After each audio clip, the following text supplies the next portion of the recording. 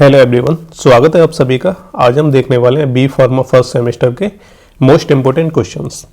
तो सब्जेक्ट है हमारा ह्यूमन एनाटॉमी एंड फिजियोलॉजी 1। तो यहाँ पे मैं आपको केवल 15 क्वेश्चन दूंगा, ज़्यादा क्वेश्चन मैं आपको कभी नहीं देता। तो केवल आपको 15 क्वेश्चन तैयार करने। अगर आप ये 15 क्वेश्चन कर लेते हो तैयार अच्छे तरीके से पढ़ के, तो एग्जाम में जो है इसमें से 60 से 70% क्वेश्चन मैच कर जाएंगे, इस बात की बिल्कुल श्योरिटी है। तो आपको इन 15 क्वेश्चंस को अच्छे तरीके से तैयार करना है। बाकी आप ये चीज़ यहाँ पे भूल जाओ कि इसमें से 2 नंबर के कौन से हैं, यूनिट 1 से कौन से हैं, यूनिट 2 से कौन से, वो सारी चीज़ें आप भूल जाओ। यहाँ पे हर यूनिट से जो क्वेश्चन का वेटेज रहता है उस हिसाब से मैंने यहाँ पे क्वेश्चन ले लिए कि एग्जाम में जिस यूनिट से ज़्यादा क्वेश्चन आते हैं तो उसमें से मैंने ज़्यादा क्वेश्चन ले लिए, जिससे कम क्वेश्चन आते हैं, जिसका वेटेज कम रहता है एग्जाम में, तो उससे मैंने कुछ क्वेश्चन ले लिए। ठीक है, तो इसी हिसाब से मैंने क्या यहाँ पे 15 क्वेश्चन आपके लिए तैयार कर दिए। अब यहाँ पे आपको ध्यान रखना है कि यहाँ पे आपको पूरा का पूरा क्वेश्चन तैयार करना है। ऐसा नहीं है कि ये 5 नंबर का है, 10 नंबर का है, 15 नंबर का है, ऐसा कुछ भी नहीं है। यहाँ पे आपको पूरा एक कंप्लीट क्वेश्चन मिलेगा, आप उसे तैयार कर लेते हो तो उसमें से अगर 5 नंबर का पूछा जाएगा तब भी आप लिख दोगे, 7 का पूछा जाएगा तब भी लिख दोगे, 10 का पूछा जाएगा तब भी आप उसे लिख दोगे। इसलिए यहाँ पे मैंने कंप्लीट क्वेश्चन को मेंशन किया है। नेक्स्ट एक और इम्पोर्टेंट चीज़ के बारे में बात करते हैं कि इसके जो सॉल्यूशंस हैं वो भी मैंने तैयार कर लिए। तो यहाँ पे मेरा आपसे क्वेश्चन है कि आपको जो है सॉल्यूशंस चाहिए या फिर उनका एक्सप्लेनेशन चाहिए। ठीक है, तो आप जो है कमेंट करके बता देना। जैसा कि हमारा सिलेबस हो नहीं पाया है बी फार्मा फर्स्ट सेमेस्टर का, तो यहाँ पे मैंने क्वेश्चन दे दिए हैं, तो उनका जो सॉल्यूशन है वो तो मैं आपको प्रोवाइड करा ही दूंगा, जो कि बन चुका है ऑलरेडी। इसके अलावा अगर आपको सॉल्यूशन का एक्सप्लेनेशन भी चाहिए, ठीक है, जिससे क्या है आपका जो कॉन्सेप्ट है, जो टॉपिक है वो पूरा कंप्लीट हो जाए, अच्छे तरीके से समझ में आ जाए। ठीक है, तो अगर आपको एक्सप्लेनेशन भी चाहिए तो आप कमेंट करके बता देना। ठीक है, तो सॉल्यूशन तो मैं आपको दूंगा ही, अगर आप चाहते हैं कि मैं उसे एक्सप्लेन भी करूँ सॉल्यूशन को, तो आप जो है कमेंट करके बता देना। चलिए तो वीडियो को स्टार्ट करते हैं। तो यहाँ पे हमारे टोटल 15 क्वेश्चन हैं। सबसे पहला जो क्वेश्चन है वो हमारा सेल से रिलेटेड है और ये हमारी यूनिट 1 से आता है। तो यहाँ पे मैं आपको यूनिट मेंशन नहीं करने वाला हूँ, मैंने रैंडमली जो है क्वेश्चन यहाँ पे मेंशन कर दिए हैं, कोई लाइन से क्वेश्चन नहीं है यहाँ पे। तो सबसे पहला क्वेश्चन है हमारा सेल से रिलेटेड। तो देखिए सेल से रिलेटेड जो है कई टाइप के क्वेश्चन पूछे जा सकते हैं। जैसे या तो आपसे पूछ लें कि सेल डिफाइन कीजिए, या फिर इसके जो फंक्शंस हैं वो आप डिफाइन कीजिए। इसके अलावा आपसे दूसरे तरीके से भी पूछा जा सकता है कि आप सेल के जो वेरियस टाइप यानी जो उसके ऑर्गेनेल्स होते हैं आप उनको जो एक्सप्लेन करिए। ठीक है, और आपको जो डायग्राम भी बनाना है। इसके अलावा आपसे जो है शॉर्ट नोट लिखने के लिए बोल सकते हैं कि आपको जो है 3 पे या 4 पे जो है शॉर्ट नोट लिखना है। ठीक है, और शॉर्ट नोट आपका क्या है, लगभग आपका 1 पेज का रहता है। ठीक है, तो इस तरीके से जो है 3 तरीके से एक क्वेश्चन को पूछा जा सकता है, अलग अलग तरीके से। तो यहाँ पे जो है मैंने जो लैंग्वेज लिखी है क्वेश्चन की, जरूरी नहीं है कि वो सेम टू सेम एग्जाम में आ जाएगी।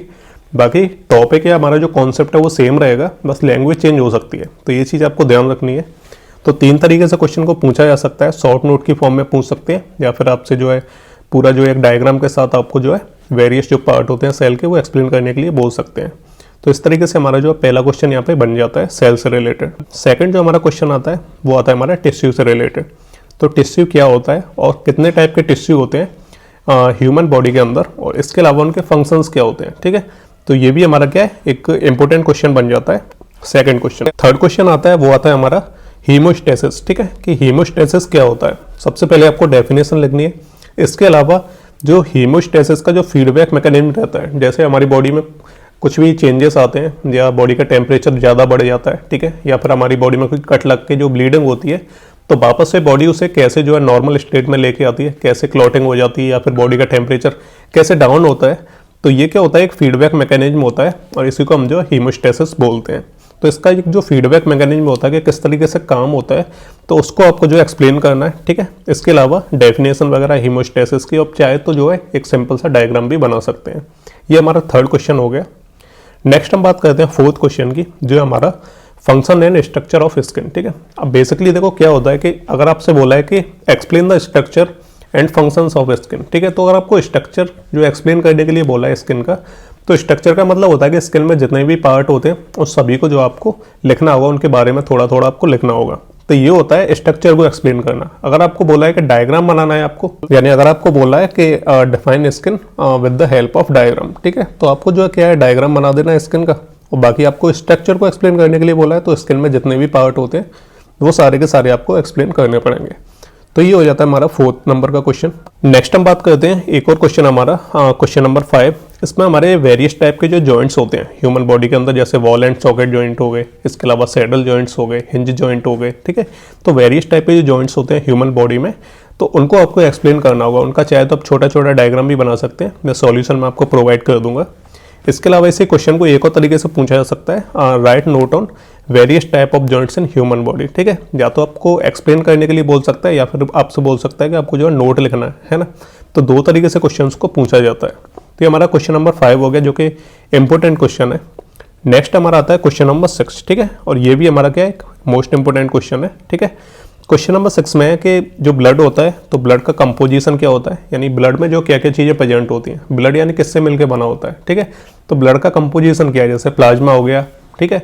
बाकी उसमें जो अदर एलिमेंट्स होते हैं, जैसे हमारी जो है आरबीसी हो गई, डब्ल्यूबीसी हो गई, प्लेटलेट्स हो गई, तो इनका कितना कितना कंपोजिशन रहता है, ठीक है। और ब्लड का जो फंक्शन होता है वो क्या होता है। तो इन चीज़ों के बारे में जो है आपको एक्सप्लेन करना है, बिल्कुल सिंपल सा है। नेक्स्ट आता है हमारा कोगुलेशन ऑफ ब्लड। तो कोगुलेशन का सिंपल सा मतलब होता है क्लॉटिंग होना, ठीक है, ब्लड की क्लॉटिंग होना। तो ब्लड क्लॉट होता कैसे, जब भी बॉडी में कोई स्किन में कट लग जाता है, ठीक है, इस तरीके से कोई कट लग गया है यहाँ पे, तो ब्लड क्या है यहाँ से बाहर निकलना स्टार्ट हो जाता है, ठीक है। तो उस केस में जो है हमारी बॉडी किस तरीके से रिएक्ट करती है, और ब्लड जो है किस तरीके से क्लॉट होके ये जो फ्लो हो रहा है, ब्लीडिंग हो रही है बाहर, तो इसको जो है रोक देती है। तो इसके बारे में आपको एक्सप्लेन करनी है, इसकी प्रोसेस क्या होती है और इसके क्या क्या स्टेप्स होते हैं, तो इस चीज़ के बारे में एक्सप्लेनेशन आपको देना है। तो ये हो गया हमारा क्वेश्चन नंबर 7। नेक्स्ट आता है हमारा क्वेश्चन नंबर 8, ठीक है। क्वेश्चन नंबर 8 में क्या करना है हमें, explain the structure and functions of I with the suitable diagram. Suitable diagram आपको बोला है, या with the help of diagram, ठीक है। तो आपको जो है नॉर्मल सा डायग्राम बना देना है आई का, वो मैं आपको नोट्स में जो मेंशन कर दूंगा, जो सॉल्यूशन है हमारा। इसके अलावा जो स्ट्रक्चर होता है, यानी स्ट्रक्चर बोला है तो आपको आई के कितने पार्ट्स हैं उसके अलग अलग, जैसे कॉर्निया हो गया, बाकी और भी जो अदर पार्ट्स होते हैं, ठीक है, प्यूपिल वगैरह, तो आपको उन सभी के बारे में थोड़ा थोड़ा लिखना है। तो इसका मतलब होता है कि स्ट्रक्चर को एक्सप्लेन करना आई के, है ना। और आपको जो उसका डायग्राम भी बना देना है। और फंक्शंस क्या होते हैं आई के, वो तो आपको सिंपल सा पता ही है कि आई से हम क्या करते हैं, हम देखते हैं, ठीक है। तो वो सारी चीज़ें, तो क्वेश्चन नंबर 8 हो गया है हमारा। नेक्स्ट हमारा क्वेश्चन आता है कि explain the structure and functions of nose, ठीक है। तो ये हमारा इंपॉर्टेंट क्वेश्चन है, इनमें से कोई सा भी आ सकता है, या तो आपको जो है आई का जो पूछ लेगा, या फिर आपको नोज का पूछ सकता है, ठीक है। तो दोनों ही इंपॉर्टेंट है, तो दोनों को आपको जो है पढ़ना है, इनके और डायग्राम तो कम से कम देख लेनी है आपको। तो नोज के जो पार्ट्स होते हैं, कौन कौन से पार्ट्स होते हैं नोज के अंदर, तो उसका जो स्ट्रक्चर है वो आपको एक्सप्लेन करना है, और डायग्राम भी आपको बनाना है, ठीक है। इसके अलावा नेक्स्ट क्वेश्चन हमारा, जो कि मोस्ट इंपॉर्टेंट क्वेश्चन है, तो इसके 2 पार्ट हैं, मैं आपको दोनों को बता देता हूँ। एक तो है कि जो ब्लड सर्कुलेशन सिस्टम रहता है हार्ट का, तो ब्लड यानी हार्ट से कैसे सर्कुलेट होता है, ठीक है। तो वो जो ब्लड सर्कुलेशन सिस्टम है, तो उसको आपको एक्सप्लेन करना है। सेकंड आता है हमारा कंडक्शन सिस्टम ऑफ हार्ट, यानी जो दिल है जो हमारा धड़कता है, ठीक है, तो वो किस तरीके से कंडक्शन सिस्टम किस तरीके से काम करता है। तो ये 2 क्वेश्चन बनते हैं, अब दोनों में से कोई सा भी आ सकता है, या तो कंडक्शन सिस्टम ऑफ हार्ट पूछ सकता है, या फिर जो है ब्लड का जो सर्कुलेशन सिस्टम है उसे जो आपसे पूछ सकता है। तो दोनों आपको तैयार करने हैं, मैंने काफ़ी शॉर्ट में जो है जो सॉल्यूशन है उसमें मेंशन कर दिया है, तो आपको ज़्यादा प्रॉब्लम नहीं आएगी। नेक्स्ट आता है हमारा question number 11, difference between sympathetic and parasympathetic nervous system, ठीक है। तो इसमें क्या है, आपसे 2 तरीके से पूछ सकते हैं इसे, या तो आपको जो नोट लिखने के लिए बोल देंगे। मैं चाहता हूँ कि आप क्या करना, इसका जो डिफरेंस है दोनों के बीच में, sympathetic and parasympathetic nervous system, तो इन दोनों के बीच का जो डिफरेंस है वो मैंने नोट्स में मेंशन कर दिया, तो आप उसको याद कर लेना।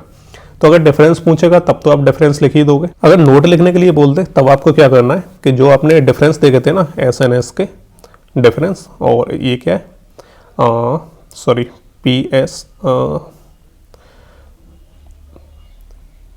PSNS, ठीक है, सिंपैथेटिक एंड पैरासिम्पैथेटिक, ठीक है।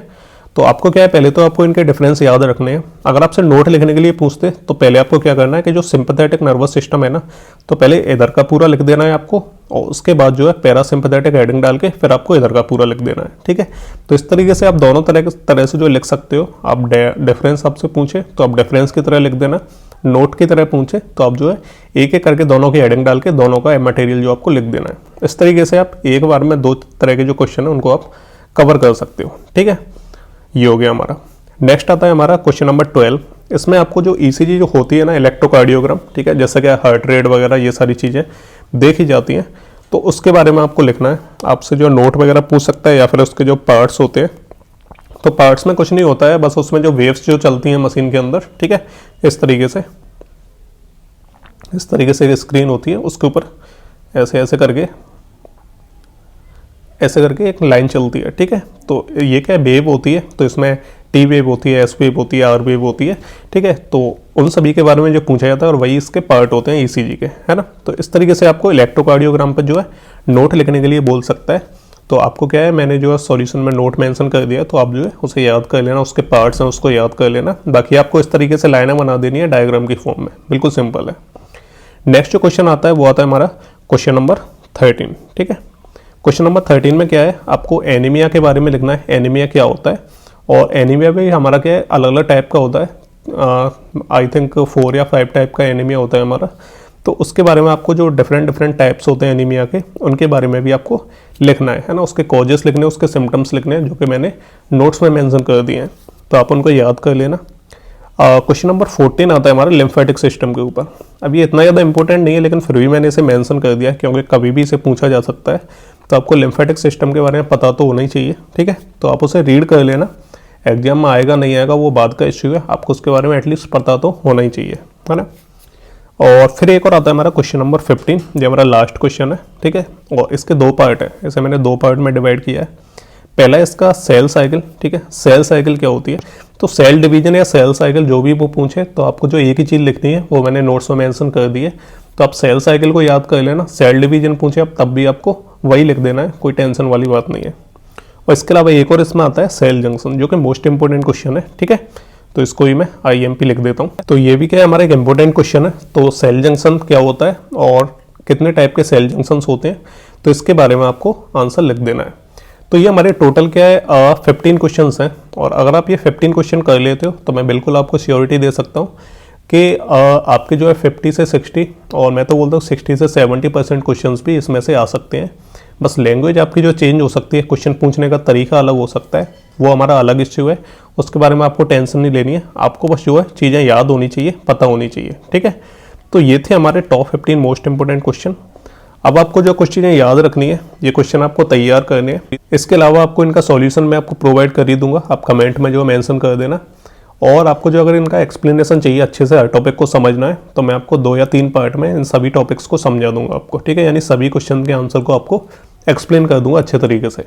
तो ये चीज़ आप कमेंटों में मुझे बता देना। तो ये थे हमारे top 15 most important questions human anatomy and physiology के। तो ये थी हमारी एक वीडियो, सिंपल सी वीडियो। मिलते हैं अगले वीडियो में, तब तक के लिए goodbye and take care.